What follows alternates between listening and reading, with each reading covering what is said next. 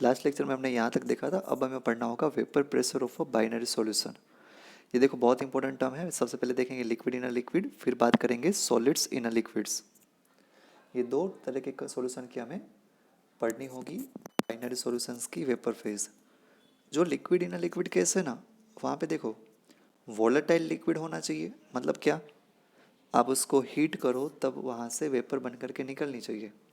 अगर हीट नहीं भी कर रहे हो फिर भी थोड़ा थोड़ा लिक्विड है वो गैस में कन्वर्ट होना चाहिए।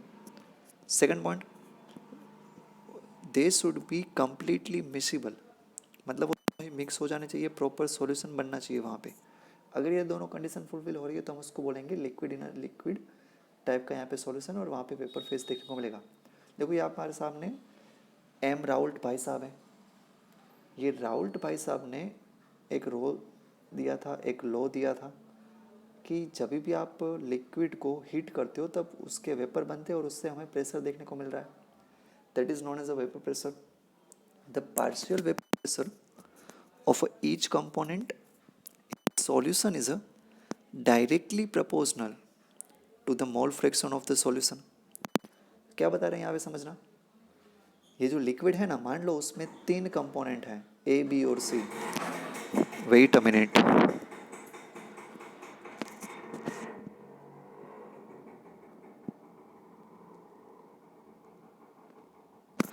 Sorry for disturbance. हम बात कर रहे थे कि मान लो कि आपके पास जो लिक्विड है वहाँ पे 3 कंपोनेंट हैं ए बी और सी। तो इन तीनों का जो इंडिविजुअल प्रेशर होगा उन सब का आप सम कर दो तो आपको जो टोटल प्रेशर होगा वो मिल जाएगा। आपको जो टोटल वेपर प्रेशर मिल रहा है वो एक्चुअल में सबका सम करने पे मिलेगा। देखते हैं चलो, कंपोनेंट 1 का प्रेशर होगा P1, कंपोनेंट 2 का प्रेशर होगा P2। अब टोटल प्रेशर फाइंड करने के लिए क्या करोगे, P टोटल हमारे पास होगा इन दोनों के सम के जितना। तो ये तो बहुत सिंपल है ना, लॉजिक है। अब दूसरी बात देखो, ये सिंपल नहीं है। अब इसका पार्शियल प्रेशर फाइंड करना हो तो मोल फ्रैक्शन के डायरेक्टली प्रोपोर्शन में होगा। ये प्रोपोर्शनलिटी कांस्टेंट रिमूव करोगे तो आपका बनेगा P1 0.x1। देखो ये इक्वेशन टॉप मोस्ट इंपॉर्टेंट है। राहुल भाई साहब ने क्या बताया कि आपके सॉल्यूशन में जितना कंपोनेंट ज़्यादा होगा उतना ही वेपर प्रेशर ज़्यादा। ए का अमाउंट ज़्यादा होगा तो ए की वजह से प्रेशर ज़्यादा, बी का अमाउंट ज़्यादा है तो उसकी वजह से उसका प्रेशर ज़्यादा। So moral of the story is pressure is directly depends on the mole fraction of a solute. So P1 is directly proportional to x1। Proportionality constant remove कर दो तो हम लिखेंगे P1 नॉट। अब ये P1 नॉट क्या है वो आपको समझ में आना चाहिए। P1 not is the vapour pressure of a pure component. जब वो लिक्विड अकेला होगा, प्योर लिक्विड होगा, तब उसका वेपर प्रेशर कितना है वो हम P1 नॉट से रिप्रेजेंट करेंगे। ये हमें समझ में आना चाहिए। ओके, अब देखो थोड़ा सा मैथमेटिकल सिंप्लीफाई करते हैं।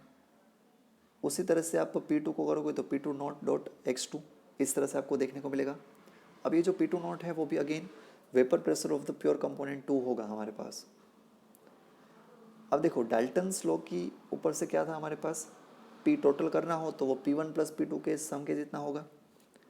डाल्टन का लॉ 11 में आ रहा था, उसको अगर आप याद करो तो वहाँ पे P टोटल कैसे देख रहे थे, P1 प्लस P2 की तरह से, है ना। अब अभी थोड़ी देर पहले हम P1 और P2 की वैल्यू निकाल करके आए थे, उसको पुट करो। We have x1 P1 not plus x2 P2 not. So it is all about a total pressure. अब इसको मान लो कि हम इक्वेशन नंबर 1 दे देते हैं। ये हमारे पास था बाइनरी सॉल्यूशन के लिए। बाइनरी मतलब जिसमें 2 ही कंपोनेंट टोटल हो। अब दूसरी बात हमने सीखी थी कि सबका मोल फ्रैक्शन 1 होता है प्रीवियस लेक्चर में। तो आप इसमें से x1 को सब्जेक्ट करोगे, you will get 1 minus x2। x2 side क्या तो माइनस में हो जाएगा। अब ये x2 की x1 की वैल्यू मैं यहाँ पे पुट करता हूँ। इक्वेशन नंबर 1 में x1 की वैल्यू पुट करते हैं तो हमें देखो क्या मिल गया, P total is equal to P1 minus x2 into P1 not plus x2 dot P2 not. अब थोड़ा सा सिंप्लीफाई करेंगे, उसके पहले इसको इक्वेशन नंबर 2 दे दो, है ना। अब देखो P टोटल है, उसकी इक्वेशन हमें मिल गई कि वो x2 के ऊपर डिपेंड करता है और ये जो 2 पार्शियल प्रेशर है उसके ऊपर डिपेंड करेगा। तो अब इसका ग्राफ अगर हम प्लॉट करें जिसमें y एक्सिस पे वेपर प्रेशर होगा, x एक्सिस पे हमारे पास मोल फ्रैक्शन होगा, तो कोई भी एक कंपोनेंट के लिए मान लो कि ऐसी ब्लू जैसी लाइन आएगी, मतलब डायरेक्टली प्रोपोर्शन में था, equation y is equal to mx जैसा था, तो हमको ऐसा स्ट्रेट लाइन ग्राफ मिलेगा। ये किसके लिए था? हमारे पास कंपोनेंट नंबर 1 है उसके लिए। यहाँ पे लेफ्ट साइड देखोगे तो x1 इज इक्वल टू 1 है, मतलब टोटल वेपर प्रेशर रख दिया। उसी के नीचे देखो राइट साइड आओगे तो x1 इज इक्वल टू 0 है, P1 नॉट मतलब उसका टोटल वेपर प्रेशर आ गया। अब मैं कंपोनेंट 2 के लिए ग्राफ प्लॉट करूँगा तो मुझको और एक स्ट्रेट लाइन देखने को मिलेगी, P2 is equal to x2 dot P2 not के अकॉर्डिंग। वहाँ पे देखो, वहाँ पे भी जो मुझे P2 नॉट दिखाया हुआ है वहाँ पे x2 इज इक्वल टू 1 है। अब इन दोनों को मैं अटैच करता हूँ, जो रेड लाइन बन रही है वो मेरे पास P टोटल होगा, मतलब टोटल वेपर प्रेशर होगा। यहाँ पे दूसरी बात ध्यान रखो, P2 not is greater than P1 not, ये हमने अज्यूम किया हुआ है, ऐसा मान लिया हुआ है कि जो P2 नॉट था वो ज़्यादा था। अब हमारे पास P टोटल कितना बनेगा? P1 प्लस P2 के जितना, या फिर हम थोड़ी देर पहले जो इक्वेशन समझ के आए थे वो इक्वेशन भी आप यहाँ पे पुट कर सकते हो। तो आपको ये कुछ ग्राफ मिलते हैं। ये ग्राफ कब मिलेंगे? जब आइडियल सॉल्यूशन बनेंगे तब। ये जो P टोटल वाला लाइन दिख रहा है रेड वाला, वो हमें आइडियल केस में मिलेगा। अब देखो, हम बात करते हैं हमारे पास दो कंपोनेंट हो, उसके वेपर प्रेशर में क्या वेरिएशन होगा उसकी। हमने दो कंपोनेंट मिक्स कर दिए, मिक्स करने के बाद वहाँ पे वेपर प्रेशर में क्या होगा। अभी जो वेपर फॉर्म में कंपोनेंट है ना, उसका प्रेशर कैसे दिखाएंगे? देखो, P1 is equal to y1 dot P total और P2 is equal to y2 dot P total. ये y1 और y2 क्या है? मोल फ्रैक्शन है, गैसियस पार्टिकल के मोल फ्रैक्शन है। अब गैसियस फॉर्म में कितना प्रेशर होगा वो हमको दिखाना था, तो आपको ये फॉर्मूला पता होना चाहिए। P1 is equal to y1 into P total और P2 is equal to y2 into P total. जो हमारे पास वॉलेटाइल कंपोनेंट या मिसिबल कंपोनेंट थे उसकी बात कर रहे हैं। अब एक एग्जांपल लेते हैं, वाटर और गैस का मिक्सर हमारे पास हो, उसको हीट करते हैं। जैसे हीट करोगे आप, वहाँ पे गैस के पार्टिकल बढ़ेंगे। जैसे ही गैस के नंबर बढ़ गए, वहाँ पे प्रेशर है वो इंक्रीज़ होगा, तो आपका पार्शियल प्रेशर इंक्रीज़ होगा। तो हेनरीज के लॉ और राउट को लॉ, इन दोनों को आप कैसे समझा सकते हो दिखाया हुआ है। दोनों के फॉर्मूला ऑलमोस्ट सिमिलर है। यहाँ पे भी प्री है हमारे पास लेफ्ट साइड हेनरी में, राउट ले में भी था, तो यहाँ पे x है मोल फ्रैक्शन, वहाँ पे भी x है। बट kh को क्या कहते हैं? कांस्टेंट ऑफ प्रोपोर्शनैलिटी या फिर हेनरीज लॉ कांस्टेंट। तो यहाँ पे हेनरीज लॉ कांस्टेंट और P नॉट ये दोनों सेम हो जाएंगे फॉर द गैसियस फेज। एक छोटा सा पॉइंट हमको ध्यान रखना होगा। चलो अब बात करते हैं vapour pressure of a binary solution in case of a solids in a liquids. अब हम बात करेंगे सॉलिड और लिक्विड का मिक्सचर होगा वहाँ पे। इसको कहते हैं routes law for a non volatile solution. ये हमारी एक कोलिगेटिव प्रॉपर्टी बनेगी। हमें कोलिगेटिव प्रॉपर्टी क्या होगा वो समझना होगा, बट पहले routes law for a non volatile solute. Non volatile solute मतलब क्या? सॉलिड पार्टिकल होंगे जो उड़ नहीं पाएंगे। तो बेसिकली हम पानी के अंदर सॉलिड को मिक्स करेंगे और फिर उसको हीट करके चेक करेंगे कि वहाँ पे सॉल्युबिलिटी कैसी होती है, बढ़ रही है, घट रही है, वैसे। अब देखो, सॉल्यूशन के लिए ये लॉ अप्लाई नहीं होगा, P total is equal to P1 plus P2। क्यों? क्योंकि हमारे पास अभी गैस के पार्टिकल नहीं है। गैस होता तो आपका ये P टोटल हो जाता, बट अभी सिर्फ और सिर्फ ये P1 के अकॉर्डिंग ही आएगा। गैस किसका बन रहा है? सिर्फ लिक्विड का बनेगा। हमने वाटर प्लस सॉल्ट को मिक्स किया तो सॉल्ट का तो गैस बनेगा नहीं।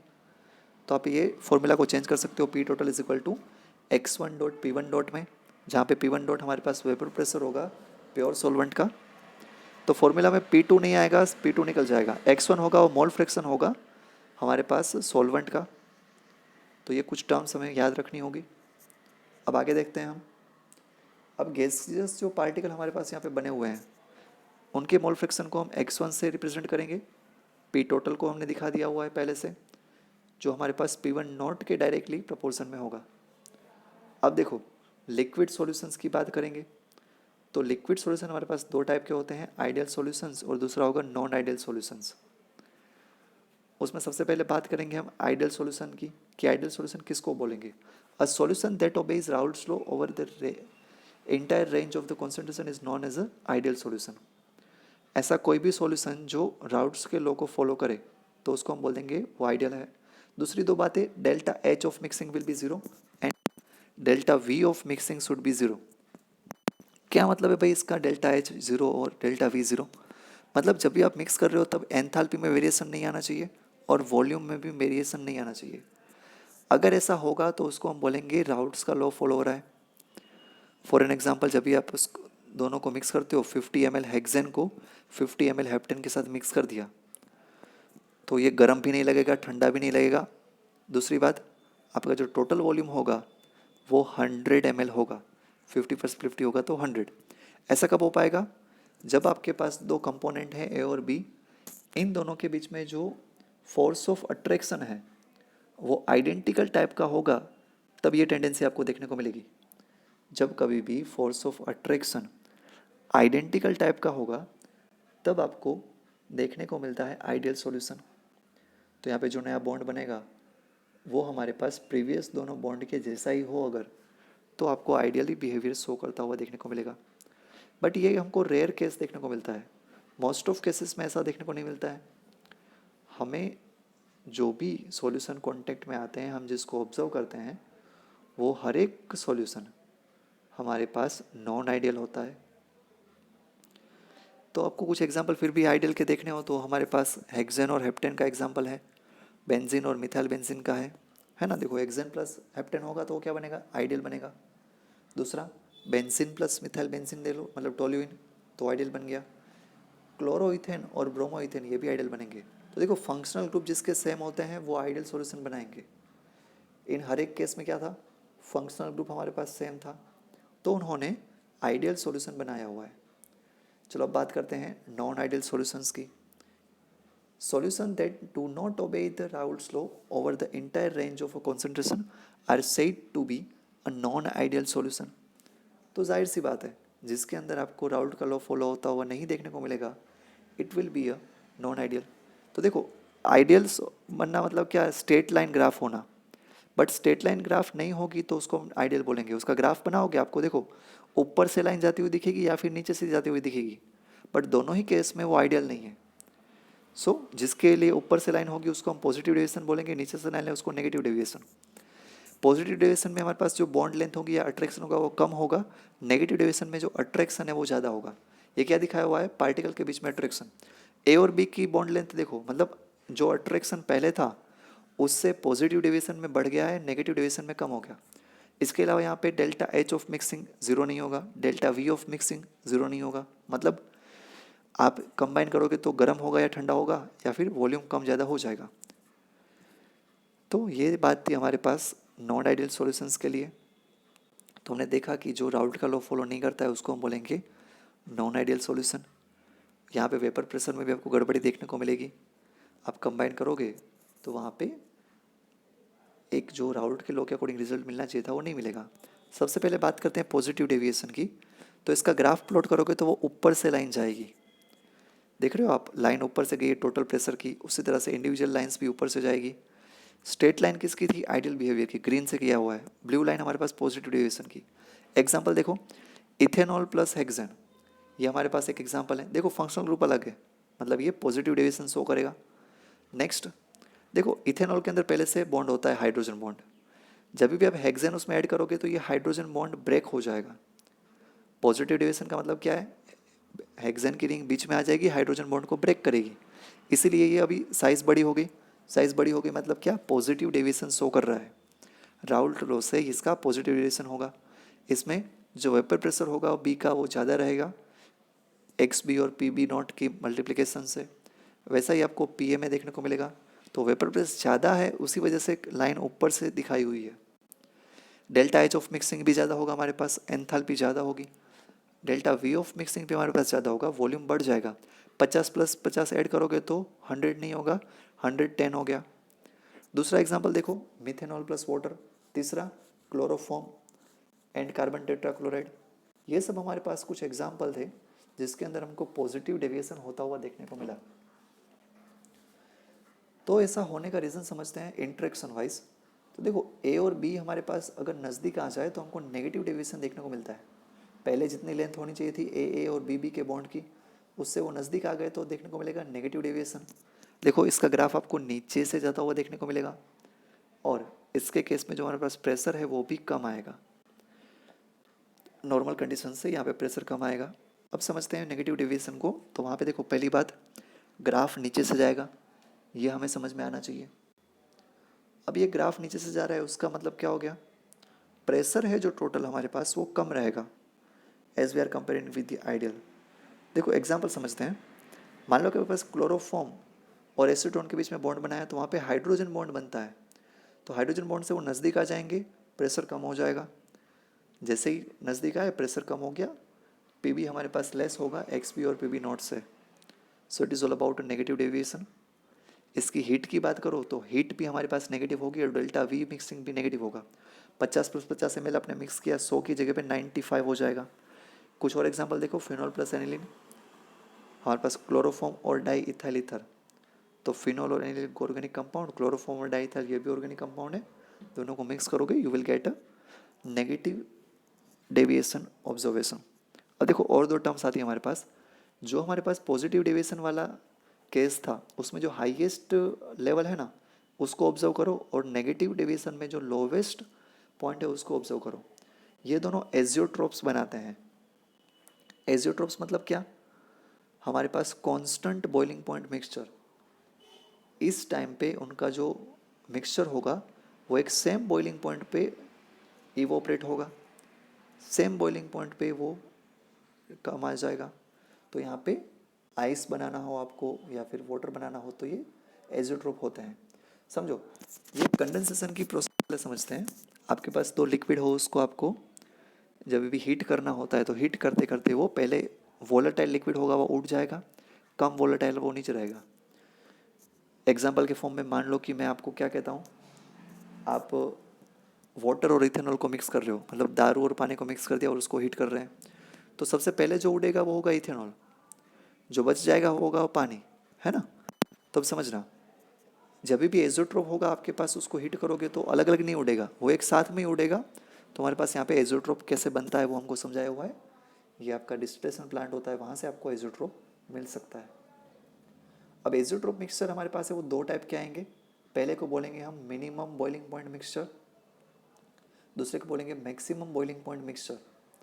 तो ये बॉइलिंग पॉइंट के सेंस पे हमको समझना है। पहले देखते हैं मिनिमम बॉइलिंग पॉइंट मिक्सचर। देखो होगा क्या, आपके पास जो पॉजिटिव डेविएशन शो करता है वो मिनिमम बॉइलिंग पॉइंट मिक्सचर बनाएगा। ऐसा क्यों? देखो उसका वेपर प्रेशर पहले से ज़्यादा है, so we have already maximum vapour pressure, so we get a minimum boiling point azeotropic mixture. मतलब जब भी आप लिक्विड में से गैस में कन्वर्ट करते हो तो उसका वेपर प्रेशर आपको इंक्रीज़ करना होता है। तो यहाँ पे तो पहले से वेपर प्रेशर ज़्यादा है, आप इसको थोड़ा सा हीट कर दोगे वो बॉयल हो जाएगा। हमारे पास ज़्यादा वेपर प्रेशर होने की वजह से वो मिनिमम बॉइलिंग पॉइंट एजोट्रोप बनाता है, इसको कम हीट करना पड़ेगा। वेपर प्रेशर ज़्यादा होने की वजह से इसको थोड़ा सा हीट करोगे आपको वेपर बनते हुए देखने को मिलेंगे। तो यहाँ पे बॉइलिंग पॉइंट की डेफिनेशन कैसे याद रखना, जब लिक्विड का वेपर प्रेशर 1 एटमॉस्फेयर जितना हो जाएगा तब हम उसको बोलेंगे कि ये हमारे बन चुका है गैसेस फेज में। अब सेकंड देखो, हमको एक एग्जांपल दिया हुआ है वाटर इथेनॉल सिस्टम का, जो हमारे पास 351 केल्विन पे वो बॉयल हो जाता है और इसका कंपोजिशन 95% आपको वाटर चाहिए, और 95% इथेनॉल और 4.6% वाटर। ये दोनों को मिक्स करोगे तो ये हमारे पास एजोट्रोपिक मिक्सचर बनाएगा। अब देखते हैं मैक्सिमम बॉइलिंग पॉइंट मिक्सचर। जो नेगेटिव डेविएशन शो करते हैं उसमें से सब जो लोवेस्ट पॉइंट है वो हमारे पास बनेगा मैक्सिमम बॉइलिंग पॉइंट मिक्सचर। अब देखो यहाँ पे वेपर प्रेशर बहुत ही कम है, आप वाई एक्सिस पे देख रहे हो कि वेपर प्रेशर बहुत कम है, एक्स पॉइंट पे आपके पास वेपर प्रेशर कम दिखाया हुआ है। अगर आपको इसको बॉयल करना हो तो प्रेशर को बहुत ज़्यादा हाई ले जाना पड़ेगा, बहुत ज़्यादा हीट करोगे तब जा कर के आपका बॉयल होगा। So we can say that minimum vapour pressure will produce a maximum boiling point azeotropic mixture. Example देखते हैं यहाँ पे, नाइट्रिक एसिड और वाटर का मिक्सचर। तो आपने वाटर ले लिया हो 32% और नाइट्रिक एसिड लिया हो 68%, तब जो आपको एजियोट्रोपिक मिक्सचर मिलेगा वो मिलेगा मैक्सिमम बॉइलिंग पॉइंट मिक्सचर वाला।